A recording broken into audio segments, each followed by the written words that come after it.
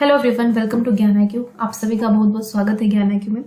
ये आपकी next series है जो KVS PRT EVS की एक सीरीज जो मैंने आपके लिए चला रखी है, थ्योरी सीरीज है ये प्रॉपर। तो इसके लिए ये आपका नेक्स्ट पार्ट है और हम कर रहे थे कॉमन डिजीज का टॉपिक, मतलब कॉमन डिजीजेस, सामान्य रोग वगैरह, जिसमें हम कम्युनिकेबल डिजीज को पढ़ चुके हैं इससे पहले वाली वीडियो में। अगर आपने वो नहीं देखी है तो आप प्लेलिस्ट चेक कर सकते हैं। KVS PRT EVS स्पेशल के नाम से एक प्लेलिस्ट है यूट्यूब चैनल पर मेरे, वहां पर आपको मिल जाएगी। तो उसमें देखिए 16 वीडियोस ऑलरेडी अपलोड हो चुकी हैं and this is 17th video. Okay, so topic by topic लेकर चल रही हूँ चीजों को, ताकि आपको जो है क्लैरिटी रहे हर चीज की। और ज्यादा लेंथी वीडियो में नहीं बनाऊंगी। पिछली बार मैंने आई थिंक 59 मिनट्स की वीडियो बनाई, लेकिन रिस्पॉन्स बहुत लो रहता है तो मेरा भी थोड़ा सा मोरल डाउन हो जाता है, मोटिवेशन लेवल डाउन हो जाता है थोड़ा सा। तो मैं ज्यादा लंबी मेहनत नहीं करने वाली हूँ कि मैं पूरा एक 2 घंटा लग के आपके लिए ऐसे कर रही हूँ। तो मैं अभी फिलहाल शॉर्ट वीडियोस बनाऊंगी, 25 to 30 मिनट्स की एक वीडियो होगी, चाहे उसमें जितना भी कवर हो उतना ही लूंगी बस। ठीक है, आज लूंगी नॉन कम्युनिकेबल डिजीज को, यानी कि गैर संचारी रोग को। गैर संचारी रोग जो है कई तरह के होते हैं, जिसका एक इंपॉर्टेंट पार्ट है डेफिशिएंसी डिजीजेज, जो कि KVS PRT के सिलेबस में क्लियरली मेंशन है। तो इस पे फोकस रहेगा। आज जो है बेसिकली हम डेफिशिएंसी डिजीज को करेंगे। तो चलिए एक बार सिलेबस को देख लेते हैं दोबारा से, जिनको सिलेबस नहीं पता है। ये देखिए आपका EVS एनवायरमेंटल साइंस का सिलेबस है KV का। ये पूरा जो है एरिया हम कवर कर चुके हैं। ये इसकी सारी वीडियोस मैं अपलोड कर चुकी हूँ। देखो, अब I am also not perfect and you are not also perfect. तो जितना सिलेबस में आ सकता था, जितना मुझे लगता था इंपॉर्टेंट है, मैं सब करा चुकी हूँ। अगर फिर भी मुझे लगेगा कि कुछ चीजें मुझे एक्स्ट्रा मिलेंगी तो मैं हमेशा आपके लिए वीडियो डाल दूंगी उस चीज को। अगर मेरे कुछ एक्स्ट्रा मटेरियल मिलता है कुछ भी, तो उसकी वीडियो में जरूर डाल दूंगी। फिलहाल हम कॉमन डिजीजेस कर रहे हैं, सेकेंड सेक्शन हमने स्टार्ट कर दिया है। इसके ऑलरेडी 2 पार्ट में अपलोड कर चुकी हूँ। आज हम थोड़ा सा कॉमन डिजीजेस के अंदर ये डेफिशिएंसी डिजीज को देखेंगे। देखिए यहाँ पर इन्होंने सिलेबस में कम्युनिकेबल डिजीज और डेफिशिएंसी डिजीज दिया हुआ है। कम्युनिकेबल हम कर चुके हैं, इसके प्रिवेंशन अभी मैंने पूरे नहीं किए हैं। मैं प्रिवेंशन एक साथ लूंगी, मतलब prevention of communicable disease and non communicable disease, इनको एक साथ ले लूंगी। तो अब आज हम हमारा फोकस बेसिकली रहेगा डेफिशिएंसी डिजीजेस पर, तो इसको हम लेंगे। तो बिल्कुल as per your KVS PRT syllabus के अकॉर्डिंग मैं चल रही हूँ और उसी के अकॉर्डिंग चलूंगी। तो सबसे पहले बात करेंगे नॉन कम्युनिकेबल डिजीजेस की। पिछले सेक्शन में जब मैंने आपको बताया था कि कम्युनिकेबल डिजीजेस वो होती हैं जो एक इंसान से दूसरे इंसान को, एक ऑर्गेनिज्म से बेसिकली दूसरे ऑर्गेनिज्म तक जा सकती हैं। वो चाहे मच्छर से आदमी को जाए, या फिर आदमी से आदमी को जाए, या फिर एनिमल से आदमी को जाए, वो वाली चीजें। लेकिन नॉन कम्युनिकेबल डिजीजेस का केस जो है वो थोड़ा सा डिफरेंट है, क्योंकि नॉन कम्युनिकेबल है यानी कि गैर संचारी है, और इनको नॉन इन्फेक्शियस भी बोलते हैं। यानी कि एक इंसान से दूसरे इंसान में ये इन्फेक्शियस नहीं होती, मतलब इनसे इन्फेक्शन फैलता नहीं है एक से दूसरे तरफ। जैसे हम COVID-19 की बात करते हैं तो वो कम्युनिकेबल डिजीज है, लेकिन आज हम बात करेंगे नॉन कम्युनिकेबल की। They may occur due to genetic and lifestyle factors. देखो, इनके बहुत सारे फैक्टर्स होते हैं, या तो इनके जेनेटिक फैक्टर्स हो सकते हैं। ओके, जैसे डायबिटीज होती है आपकी, जेनेटिकली भी हो सकती है और आपकी एक तरह से बॉडीली भी हो सकती है कि आपके लाइफस्टाइल फैक्टर्स की वजह से आपको डायबिटीज हुई है। तो वो ऐसा नहीं है कि वो फैल जाएगी कि एक डायबिटिक पर्सन जो है एक दूसरे पर्सन को अगर टच करता है तो इससे डायबिटीज हो जाएगी, या उसके मुंह के सामने खांस देता है तो उसको डायबिटीज हो जाएगी। ऐसा नहीं है, मतलब ये इन्फेक्शियस नहीं होती है non communicable disease. When these are caused by an unhealthy lifestyle, अगर आपका बहुत ही अनहेल्दी लाइफस्टाइल है, जंक फूड ज्यादा खाते हैं, जो भी है, तो these diseases are called lifestyle diseases। तो इनको हम लाइफस्टाइल डिजीजेस भी बोलते हैं। Risk factors of non communicable disease includes lack of physical exercises. देखो, अब रिस्क फैक्टर कौन कौन से होते हैं? अगर आप फिजिकल एक्सरसाइज ना करें, बस खाने पे ध्यान दें और कुछ भी मूवमेंट आपकी बॉडी ना करे, तो वो खुद एक बीमारी का घर बन जाती है। पुअर डाइटरी हैबिट्स, आपकी डाइट जो है वो प्रॉपर नहीं है, आप विटामिन न्यूट्रिएंट्स वगैरह प्रॉपर नहीं ले रहे हैं। इनएडुकेट स्लीप है, अगर आप सो नहीं रहे हैं ढंग से, स्ट्रेस बहुत ज्यादा ले रहे हैं, आपको स्मोकिंग की, अल्कोहल, टोबैको या बहुत सारी ऐसी गंदी हैबिट्स लग गई हैं, तो भी आपको कुछ बीमारियां हो जाती हैं जो नॉन कम्युनिकेबल डिजीज की कैटेगरी में आ जाती हैं। तो I think I am very clear to all of you कि नॉन कम्युनिकेबल डिजीजेस कौन सी होती हैं।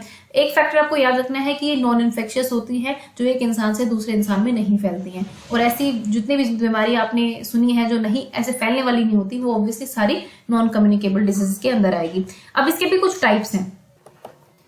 जो एक्वायर्ड डिजीज के बारे में मैंने आपको पहले वीडियोस में बताया हुआ था, उसके 2 पार्ट्स में मैंने बताया था कि ये एक्वायर्ड डिजीज कई तरह की होती हैं।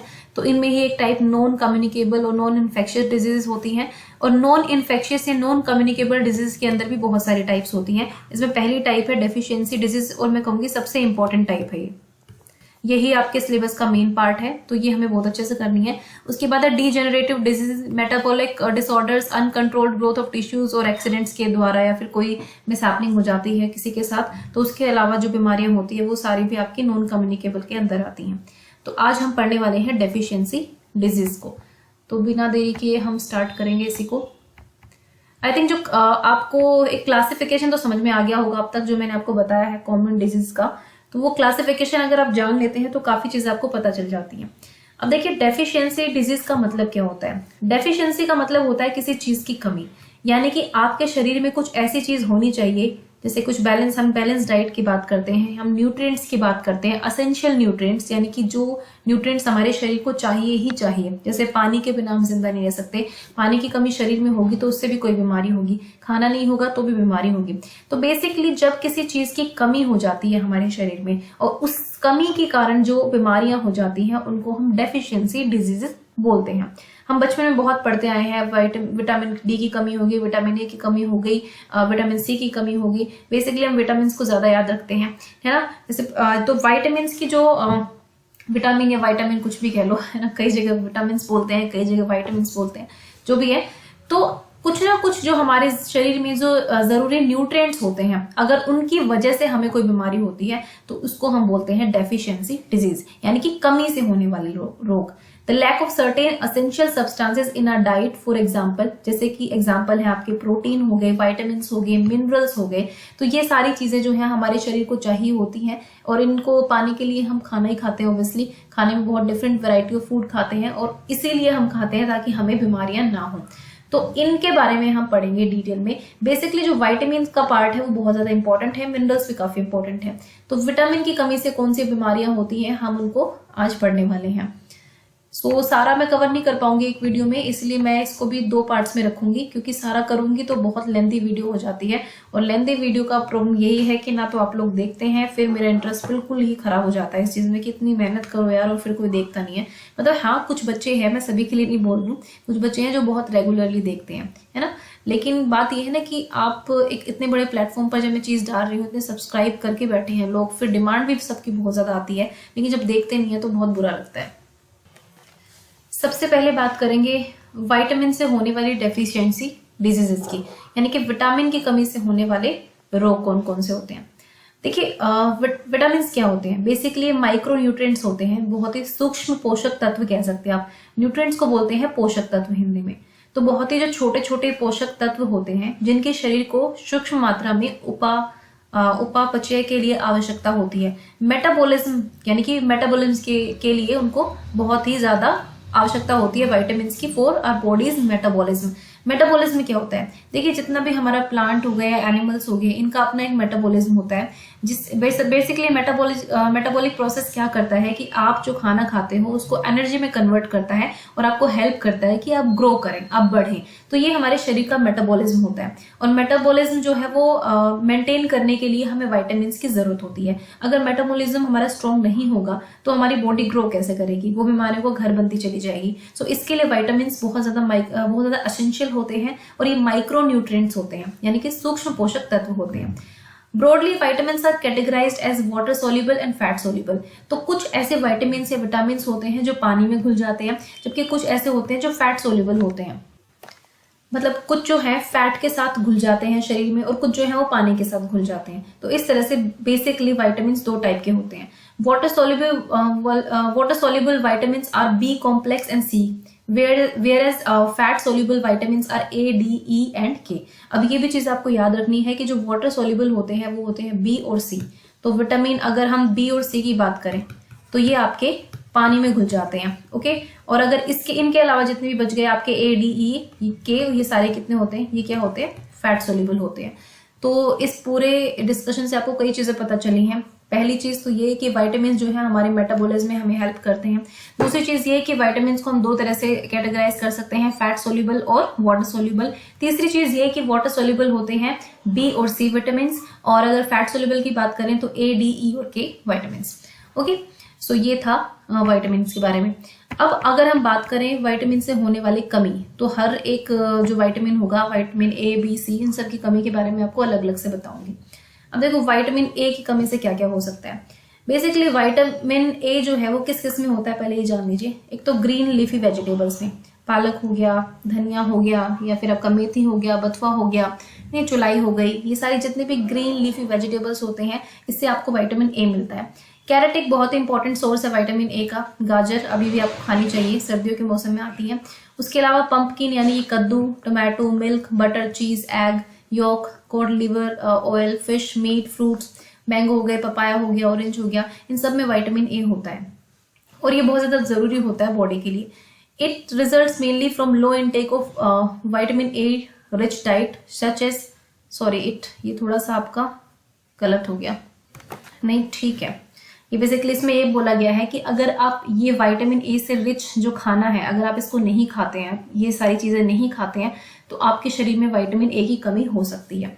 विटामिन ए जो है वो is essential for maintaining vision. सबसे ज्यादा विटामिन ए का देखिए फायदा होता है आपकी आंखों के लिए, आपकी आइज के लिए। अगर आप गाजर चबा चबा कर खाते हैं ना, डेली दिन की 2 गाजर आप खाते हैं सुबह शाम करके, तो आपको बहुत फायदे देती है, आपकी आइज को बहुत ज्यादा फायदे देती है। Integrity of epithelial cell, linings of respiratory, intestinal, urinary tract, skeletal growth and certain infection.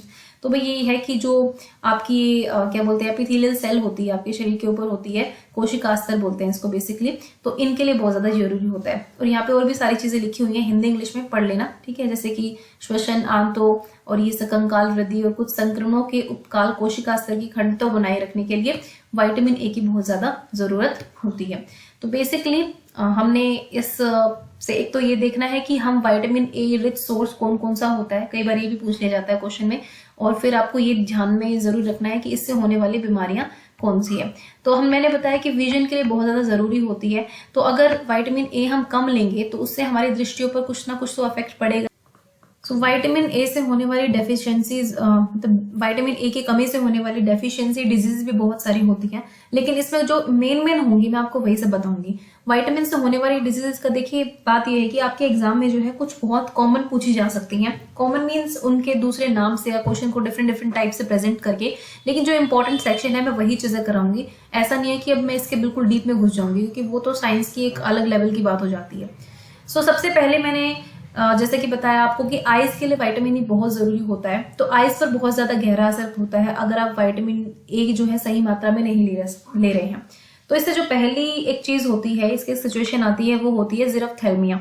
ज़ीरफ्थैल्मिया में बेसिकली क्या होता है कि आपको नाइट ब्लाइंडनेस हो सकता है, मतलब ये भी नाम याद रखना आपको ज़ीरफ्थैल्मिया, कि ये जो है ये भी विटामिन ए की डेफिशिएंसी से होने वाली डिजीज है। इसमें क्या होता है, नाइट ब्लाइंडनेस हो सकता है, यानी कि रतौंधी, आपको रात को ना दिखाई दे। फिर उसके बाद कंजक्टिवल ज़ेरोसिस हो सकता है, ये भी आइज के एक पार्ट में जो होती है, व्हाइट सा पार्ट होता है, उसके आसपास एक सूखापन आ जाता है उसमें। अपीयरेंस ऑफ बिटॉट स्पॉट, चौकी grey spots on the temporal side of the cornea squirrel junction. मतलब भाई ये नाम याद कर लेना, क्योंकि इतना डीप में साइंस में जाने की जरूरत नहीं है, बस याद रखना बिटॉट स्पॉट के ऊपर अपीयरेंस हो सकती है, उसकी अपीयरेंस हो सकती है। फिर है keratomalacia, cornea 96 nutrition is soft and unulcerated, ठीक है, ये चीज याद रखना। केराटोमेलेशिया हो सकता है, कॉर्निया 96 पोषण शामिल है, नरम और अल्सर युक्त है, ठीक है, मतलब ये नरम होता है और अल्सर युक्त होता है एक तरह से, तो ये भी याद रखना। These children are also prone to develop respiratory infections. इन बच्चों को, जिन बच्चों को ये चीजें होती हैं उनमें रेस्पिरेटरी इन्फेक्शंस भी हो सकते हैं। बेसिकली सारा ये जो है आपका ये आइज का प्रोसेस है, ये मैंने थोड़ा डीप में करा दिया आपको, वैसे इतना कराने की जरूरत थी नहीं, सॉरी, लेकिन बात ये है कि जान लो इन सब चीजों को भी। मुझे लगा कि जितनी भी बीमारियां हैं वो कवर कर लूं। तो ये ज़ीरफ्थैल्मिया बहुत कॉमन है, इसमें कलर, देखो यहाँ पर कलर ब्लाइंडनेस भी हो सकता है, आपको नाइट ब्लाइंडनेस भी हो सकता है, तो मतलब ब्लाइंडनेस से रिलेटेड आए तो वो विटामिन ए की डेफिशिएंसी से होगा, ठीक है। और इनके नाम याद कर लेना, क्योंकि ये नाम मेरे लिए भी थोड़े से मुश्किल हो रहे थे बोलने भी, ठीक है, इनके नाम जरूर याद कर लें कि ये क्या क्या चीजें होती हैं। और थोड़ा सा यहाँ पे हिंदी मीडियम वाले बच्चों के लिए कहूंगी कि हिंदी में एक बार जरूर पढ़ लेना।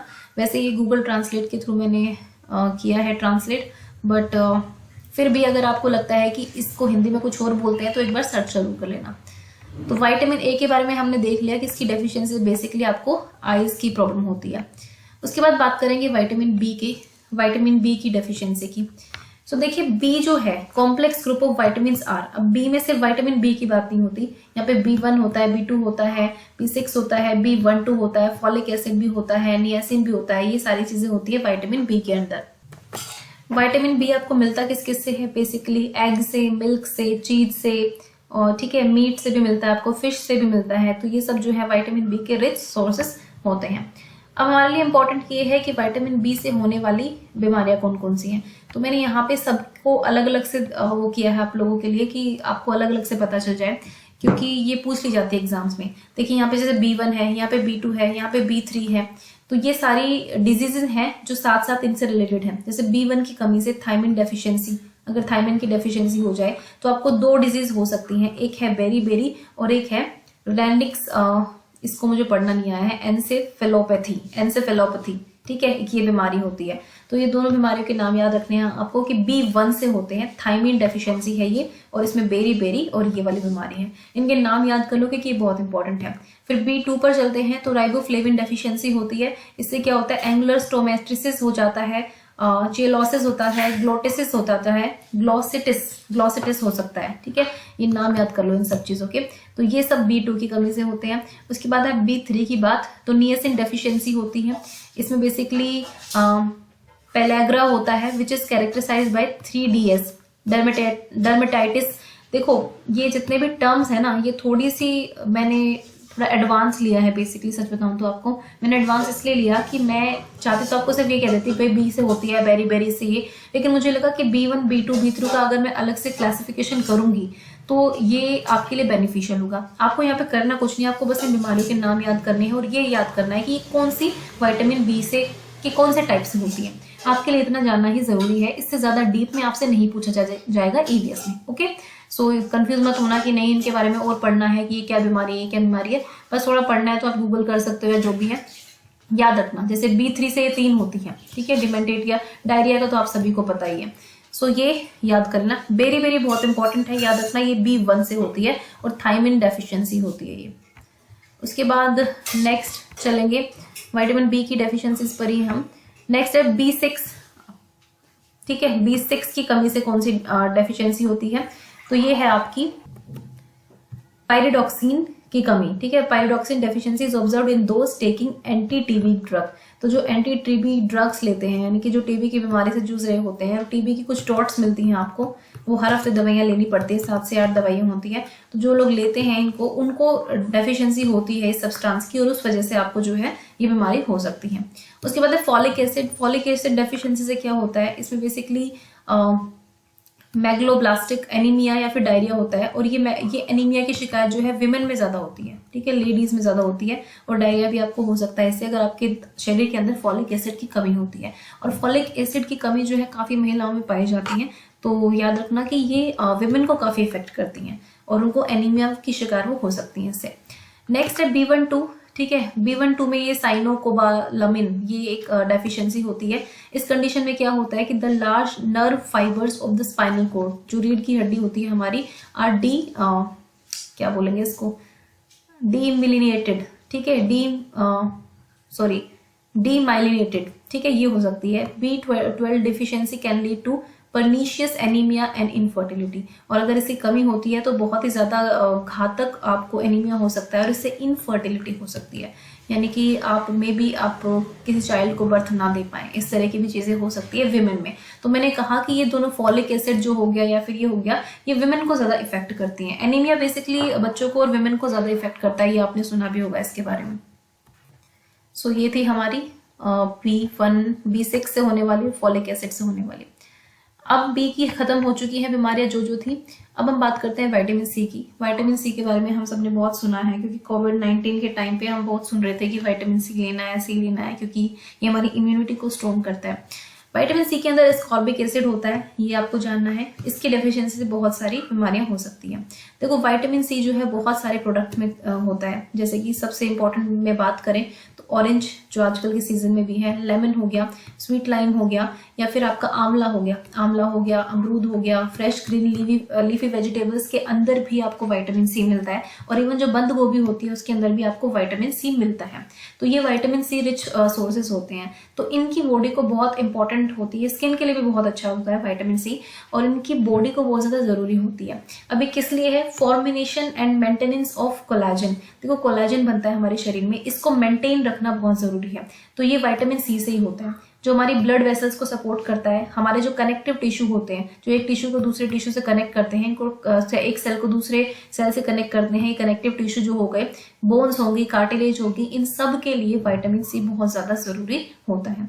अब देखो इनको हिंदी में क्या बोलते हैं, पढ़ लेना भाई, उत्तक मतलब टिश्यू यहाँ पे, ठीक है। सो विटामिन सी से रिच फूड कौन सा होता है और क्यों हमारे शरीर के लिए जरूरी होता है, ये इसमें लिखा हुआ है, पढ़ भी लेना और समझ भी लेना। अब हम बात करते हैं विटामिन सी से होने वाली बीमारी की। तो बेसिकली यहाँ पे एक तो होती है स्कर्वी, जो बहुत इंपॉर्टेंट बीमारी है। हम पहले याद करते थे बी से बेरी, सी से स्कर्वी, इस तरह से याद करते थे पहले बीमारियों को, ठीक है। लेकिन अभी थोड़ा सा समझ के याद करना। तो अगर आपकी डाइट में विटामिन सी की कमी होती है तो आपको स्कर्वी रोग हो सकता है और आपको डिलेड वाउंड हीलिंग हो सकती है, यानी कि आपको अगर घाव लग गया सपोज, तो उसको भरने में बहुत टाइम लग सकता है। अगर आपके अंदर विटामिन सी की कमी है, सपोज आपको कुछ कट लग गया, तो उस कट को भरने में ही बहुत दिन लग जाएंगे, मतलब नॉर्मल से ज्यादा लग जाएंगे। तो इसका मतलब है कि ये आपको विटामिन सी की कमी है शरीर में, और साथ साथ इसके स्कर्वी भी हो जाती है। अब हम बात करते हैं थोड़ा सा विटामिन के की डेफिशिएंसी से कौन कौन सी बीमारी होती है। तो देखिए के की डेफिशिएंसी से बेसिकली आपका जो कोगुलेशन ऑफ ब्लड है वो घट जाता है। अब ये भी इस तरह का कुछ है, डिलेड वाउंड हीलिंग। आपको मान लीजिए कट लग गया, तो कट लग के क्या होता है कि हमारा थोड़ी देर तो ब्लीडिंग हो जाती है, लेकिन खून बहना धीरे धीरे अपने आप बंद हो जाता है और ब्लड क्लॉट होने लग जाता है, मतलब खून जम के आपको एक थक्का सा बना देता है। मान लो कट लगा है, पहले ब्लड बह रहा था, लेकिन धीरे धीरे ये वाउंड जो है क्लॉट में कन्वर्ट हो जाता है। तो अगर विटामिन के की आपके अंदर डेफिशिएंसी है, अगर वो आप पूरी तरह से नहीं ले रहे हो, तो आपका जो शरीर का खून जो निकलेगा वो जमेगा नहीं, और जमने से फिर और बीमारियां हो जाती, मतलब ना जमने से और बीमारी होती है। पहली चीज तो यही कि खून बहुत ज्यादा निकल सकता है आपके शरीर से, और इससे किसी की डेथ भी हो सकती है। अगर खून निकलता ही जाए, वो कोगुलेट नहीं करेगा, अगर वो जमेगा नहीं, तो फिर वो बहुत ज्यादा शरीर से बह सकता है, and it can lead to death of the person. तो ये वाली बात है, ठीक है। तो विटामिन के की डेफिशिएंसी से याद रखना कोगुलेशन ऑफ ब्लड जो है वो कम हो जाता है। नेक्स्ट बात करेंगे विटामिन डी की डेफिशिएंसी होने वाली। अब देखो डी जो है विटामिन डी, इसका सबसे इंपॉर्टेंट सोर्स होता है सन, यानी कि सूरज जिसको हम कहते हैं। तो अगर आप मोस्टली नेचुरली, इसको सबसे अच्छा तरीका होता है कि आप अपनी बॉडी को एक्सपोजर दे सन का, अपनी बेसिकली अपनी स्किन को एक्सपोजर दे। और सुबह की जो मॉर्निंग की धूप होती है वो सबसे ज्यादा रिच होती है विटामिन डी में। तो अगर सुबह सुबह आप सन की उसमें रेज, मतलब सन के प्रति एक्सपोजर देंगे अपने आप को, आपकी स्किन को सन की लाइट्स फील कराएंगे, तो आपको विटामिन डी जो है वो भरपूर मात्रा में मिलेगा। ऐसा नहीं है कि आप दिन भर सूरज के सामने बैठा रहे हैं, ऐसा भी नहीं होता है, डिहाइड्रेशन हो सकता है उससे। बेसिकली जो मॉर्निंग की धूप होती है 11 बजे तक की, मतलब कहते हैं मॉर्निंग, अर्ली मॉर्निंग की जो धूप होती है उसमें बहुत ज्यादा विटामिन डी होता है। अदरवाइज विटामिन डी की टैबलेट्स भी आजकल बहुत ज्यादा चल रही हैं, क्योंकि आपको पता है कि फ्लैट सिस्टम ऐसा हो गया है कि हर जगह पर, मोस्टली दिल्ली की बात करेंगे तो फ्लैट सिस्टम इतना ज्यादा है कि वहां पे लोग घरों के अंदर ही रहते हैं, कोई सन के एक्सपोजर में आता नहीं है ज्यादा, और आना चाहता भी नहीं है। तो इसलिए विटामिन डी की कमी आजकल बहुत मोस्ट कॉमन है। तो दो फॉर्म होते हैं विटामिन डी के, एक होता है D2 और एक होता है D3। ये होता है कैल्सीफेरोल, और D3 होता है आपका कोल कैल्सीफोरल, ठीक है, इसको बोलते हैं कोले क्लैसीफेरोल। ओके, तो ये दो होते हैं, D2 और D3 के नाम से आप याद रखो इनको। अब देखिए इसकी डेफिशिएंसी से क्या होता है, इसकी डेफिशिएंसी से रिकेट्स नाम की बीमारी होती है। विटामिन डी की डेफिशिएंसी से रिकेट्स नाम की बीमारी हो सकती है बच्चों के अंदर, जहाँ पे क्या हो सकता है, जो कैल्सिफिकेशन होता है कार्टिलेज का वो इनकम्प्लीट रह जाता है। देखो कैल्सिफिकेशन क्या होता है, कैल्सिफिकेशन बेसिकली क्या होता है कि हमारी बॉडी में जो कैल्शियम जाता है फिर वो हार्ड होके, मतलब टिश्यूज में मिलके, बॉडी टिश्यूज में मिलके हार्ड हो जाता है ना। जैसे हम कहते हैं ना बोन्स के अंदर कैल्शियम होता है, तो cartilage is a type of bone, soft bone होती है। तो ये जो है इसका प्रोसेस इनकम्प्लीट हो जाएगा, अधूरा रह जाएगा बच्चों में, अगर बच्चों के अंदर विटामिन डी की कमी हो जाती है। तो एडल्ट्स में इट कॉजेस ऑस्टियोमेलेसिया बनाता है, thus the bone easily gets deformed और फ्रैक्चर्ड। अब देखो बच्चों में क्या होता है कि बोन कंप्लीट हो ही नहीं पाती है, मतलब उसकी मजबूती कंप्लीट नहीं हो पाती है रिकेट्स की वजह से, और एडल्ट में ये वाली बीमारी करता है, जिसकी वजह से आपकी हड्डियां आराम से फ्रैक्चर हो सकती है या फिर डीफॉर्म हो सकती है, मतलब हल्की से चोट वगैरह से भी उसमें फ्रैक्चर आ सकता है, ये कहने का मतलब है। तो बेसिकली विटामिन डी जो है आपकी हड्डियों को बहुत ज्यादा मजबूती देता है, इसलिए धूप में बैठो। ओके, सो गाइज ये थे विटामिन से होने वाली डेफिशिएंसी डिजीज जिनके बारे में मैंने आपको पढ़ाया है। देखो मैंने थोड़ा बहुत यहाँ पे एडवांस चीजें लिखी हुई हैं, थोड़ा सा उसको अवॉइड करना अगर आपको ज्यादा डिफिकल्ट लगे, क्योंकि इसमें जो मेन चीज आपको क्या करनी है कि आपको ये देखना है कि किस विटामिन से किस विटामिन की कमी जो है किस तरह के खाने से आपकी पूर्ति हो सकती है। जैसे मैंने बताया था ना कि विटामिन ए जो है उसमें आप एग वगैरह ले सकते हैं, ठीक है, एग ले सकते हैं, स्पिनच ले सकते हैं, आप उसमें कैरेट ले सकते हैं, मिल्क ले सकते हैं, ठीक है, ये सारी चीजें। तो आपको एक तो खाना याद रखना है कि किस किस खाने से आपको कौन सी विटामिन की कमी पूरी होती है। दूसरी चीज आपको डेफिशिएंसी डिजीज के नाम याद रखने हैं कि ए से कौन सी होती है। जैसे ए से आपकी आइज की प्रॉब्लम ज्यादा होती है, तो अगर आइज से रिलेटेड डिजीज आपके पेपर में आएगी तो आप समझ जाना कि विटामिन ए की कमी से है। फिर के से कोगुलेशन नहीं होता है, उसके बाद बी से बेरी होता है, सी से स्कर्वी होता है, डी से आपको मैंने बता दिया रिकेट्स भी होता है, साथ ही साथ इससे ऑस्टियोमलेशिया भी होता है एडल्ट्स के अंदर। तो ये बीमारियों के नाम जो है आपको जरूर याद रखना है, और विटामिन की टाइप भी याद रखना, जो मैंने आपको बी की बताई, डी की बताई, तो वो सारी चीजें, ठीक है। आज की वीडियो में इतना ही। नेक्स्ट वीडियो में हम डिस्कस करेंगे जो बाकी डेफिशिएंसीज है, जैसे मिनरल की डेफिशिएंसी से कौन कौन सी बीमारी होती है, साथ ही साथ और भी कुछ चीजें रह गई, जैसे प्रिवेंशन है, आपका communicable and non communicable disease का जो प्रिवेंशन है उसको भी हम नेक्स्ट वीडियो में देखेंगे। सो आज की वीडियो के लिए इतना ही। थैंक यू फॉर वॉचिंग ज्ञान IQ।